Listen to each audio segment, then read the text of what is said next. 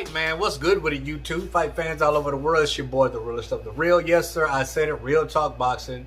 It is a privilege and honor and a major blessing to be back with you beautiful people yet again.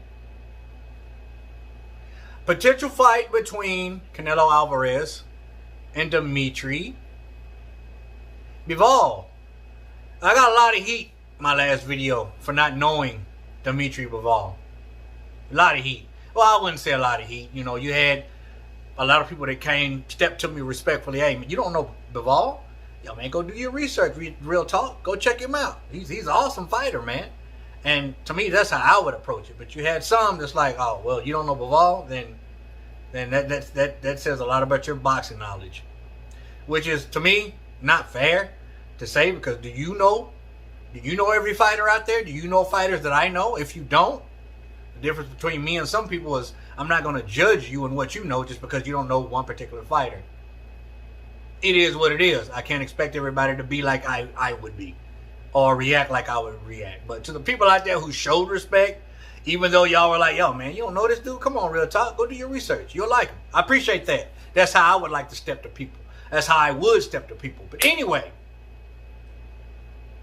WBA light heavyweight champion, 18 wins, no losses, 11 wins by way of knockout, 30 years old, Dmitry Bivol versus Canelo Alvarez. This is very possible. You know, we all already know about Plant. You know, whatever the case may be, I stated my opinion on why the fight's not happening. It could be politics. It could be aisle. It could be a lose-lose situation for Caleb Plant. But to me, dare to be great. Whatever's there, take it. Go prove yourself and take all the belts. That's all I'm saying. If I have that opportunity, first of all, you're getting the biggest payday ever, then jump on it. That's what I'm saying, my opinion.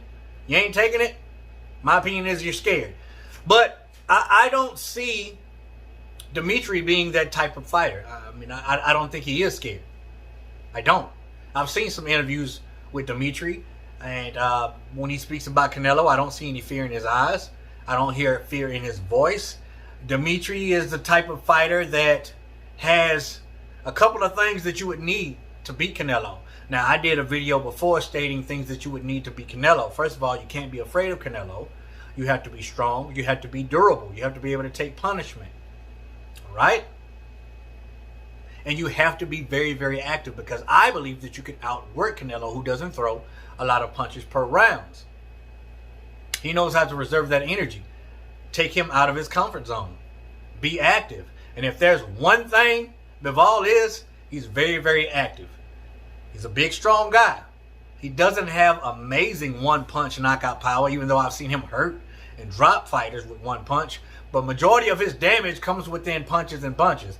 Punches and combinations. This dude has a gas tank to boot. A serious gas tank. When he fought Pascal, see, I didn't even know he fought Pascal. The amount of punches he threw around, the output was amazing. He would throw 5, 6, 7, 8 punch combinations and there was no answer. And if you have a lazy jab, he's coming over with the straight right. He's great at throwing straight punches, and he's not slow. For a light heavyweight, he's not a slow guy. And he's a pressure fighter. He can fight at bay, or he can fight in the pocket. Now, as far as his defense, I don't see anything spectacular as far as defense, because what I see when I observe him fight, his offense is his defense. That's what I see. So, is this a much more dangerous fight than Plant? Of course, yeah, of course. I just I actually did not remember Bivol. I saw the fight between him and Joe Smith Jr., but I just didn't remember him. I mean, I don't know if he just didn't do enough to stand out in my mind or remember, but I just didn't remember. I saw that whole fight. And then when I started watching highlights and full fights, I'm like, I've seen this dude fight. I mean, at least once. I don't know about multiple times, but I said I remember him. And Smith was there. Smith Jr. was there. Smith Jr. was applying the pressure. Smith Jr. was fighting like a determined fighter. He wanted that WBA. He did. But around the 6th, 7th round, he started to decline.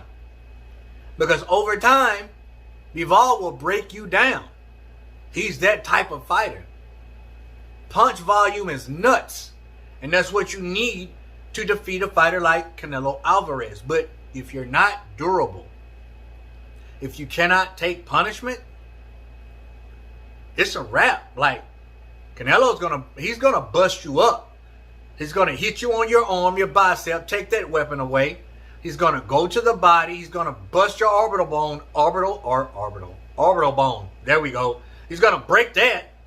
I mean, he's gonna break everything. He's gonna throw punches with the intent to break whatever it touches. Wrist, forearm, bicep, shoulder, chin, mouth, everything. That's what he does.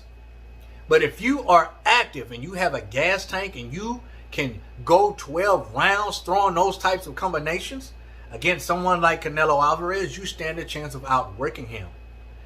But if the fight is remotely close against Canelo Alvarez, you ain't getting it.